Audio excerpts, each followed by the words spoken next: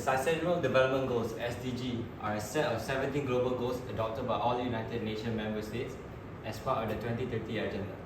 Goal 15 specifically focuses on life on land and aims to protect, restore, and promote the sustainable use of terrestrial ecosystems. The goal addresses various aspects of land-based life and environmental conservation. So these are the things to do to help SDG Goal 15, which is Life on Earth.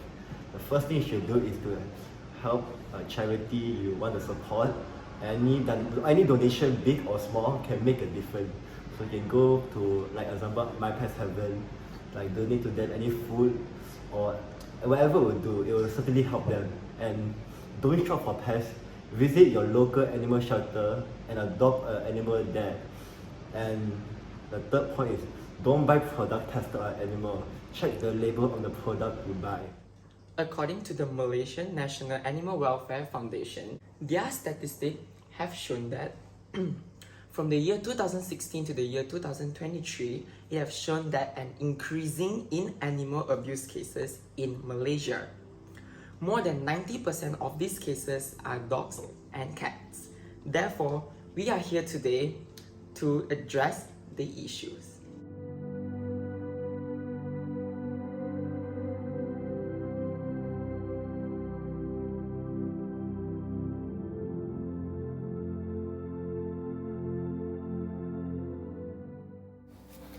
Today, we are here to volunteer in MyPetsHaven. First, Auntie Eileen taught us how to fold newspaper to pick up animal feces when we take the dogs for a walk.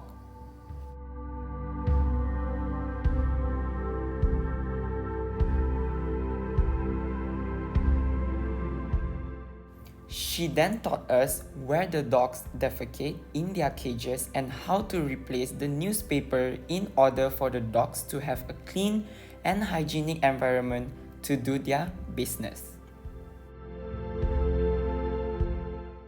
After learning and understanding the steps, our group then proceeded to do the work Auntie Eileen assigned us, which even though looks quite effortless, it was a task that took our group 1 hour to complete.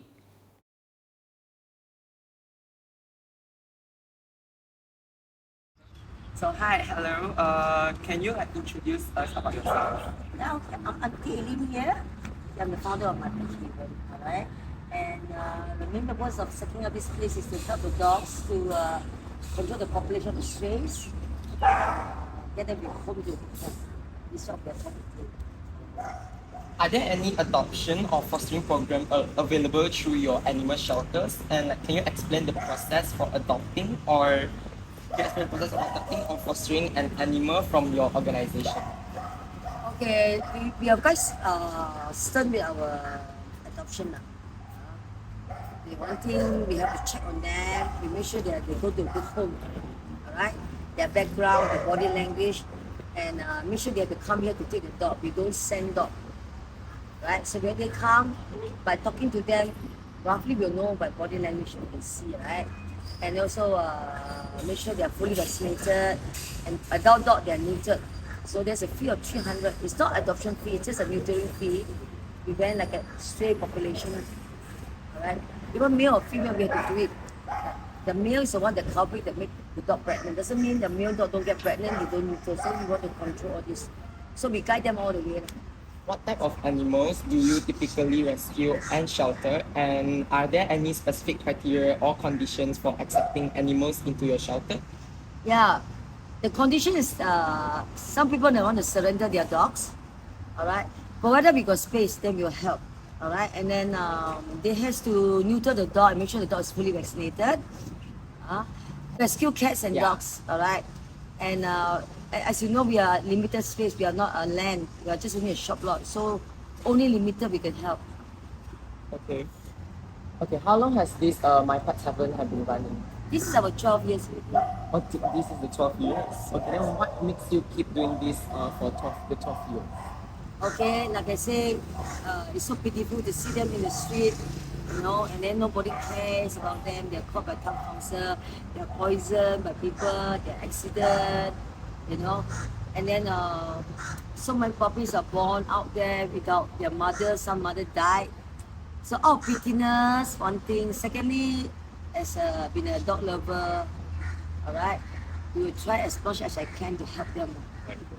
Okay, so for now, can you tell us your vision and your mission of the MyPetsHaven store? Yeah, like I said, basically, just doing it just now, we are trying to help dogs to be neutered to control the population. And the reason why we are having your student coming here, not to clean and wash, also part of word of mouth, to guide you how to do neuter, how to control them, you know, from having too many strays around and then they are put down, they're caught by cow house. Okay, so now, what is your future plans or goals for the animal shelter, and do you have any expansion or improvement project in mind? First of all, it's money. We don't have so much money to get the land, you know.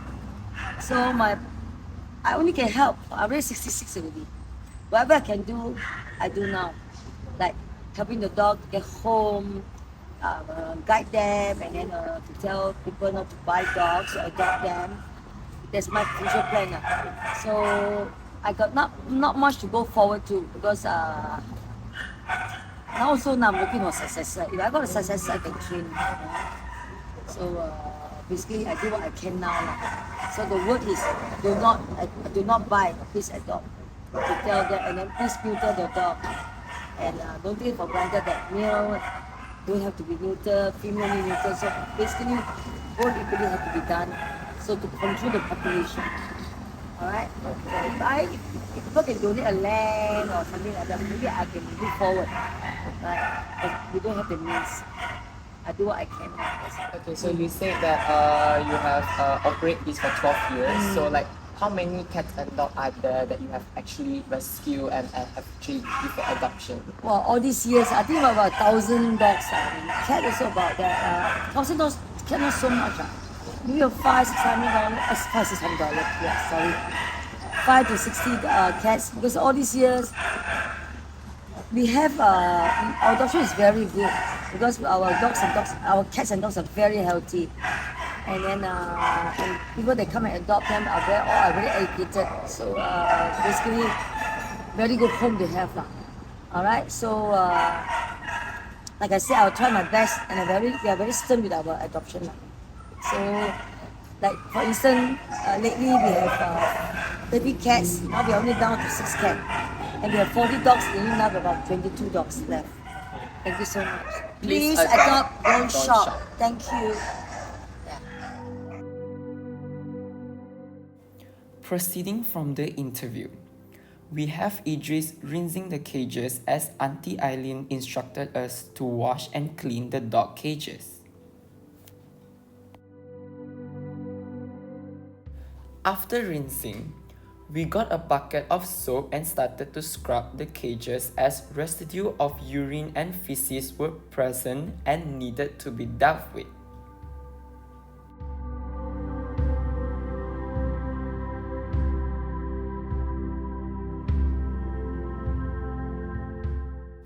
We rinsed the cages one more time before towel drying it to ensure our furry friends can feel cozy again. Yo Reese, how's the tray looking? Now, insert back the tray so our furry friends can do their business with a clean state of mind. With that, our cleaning cages task is complete.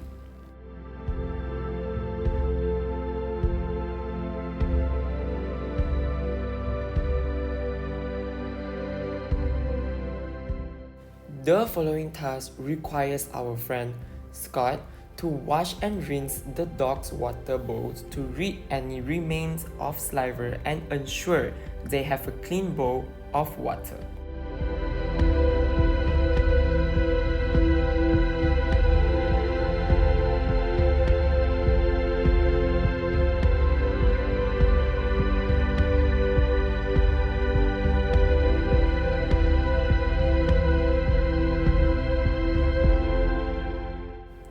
Once done, he puts the bowl back in the cage where Brownie and Blondie was patiently waiting. Scott then continues to do this for all the dogs in MyPetsHaven.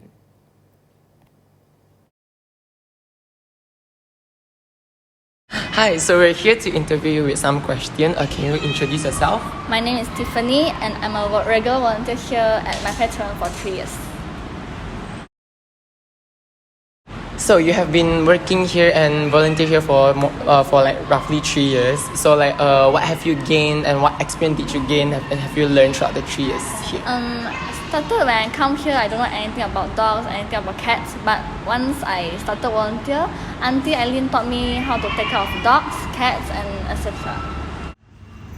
And now for the last question, we would like to know more about what is the process of like adopting like the dog or the cat in MyPetsHaven. Before you adopt a cat or dog in MyPetsHaven, Auntie will go through an interview first. Then if you agree to neuter your pet, then we allow you to take our dogs.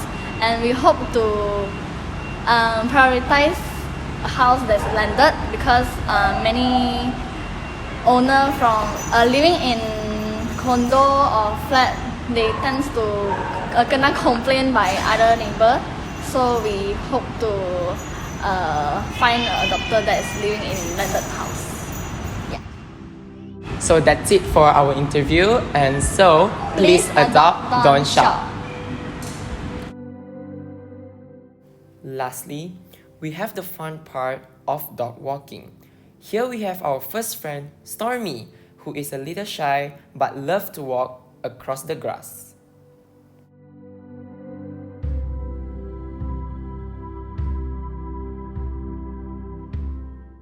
Second is our hyper-energetic friend, Bobby, who wants at least 3 friends to accompany him because he is very popular and he too loves to walk along the grass.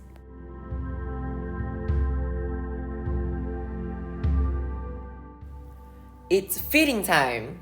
Here we have Riz stuffing chicken liver down the mechanism to make mincemeat for dogs to easily chew, and most of the food you see is a lot of our furry friends' favorite, as it provides them with a lot of nutritional value. With that, our voluntary work has unfortunately ended. And again, I would like to thank Auntie Helen for giving us, all of us, this opportunity to volunteer in your pet shelter. And for those who are interested in volunteering, there will be a link and a phone number at the end of this video. And lastly, please adopt, don't shop.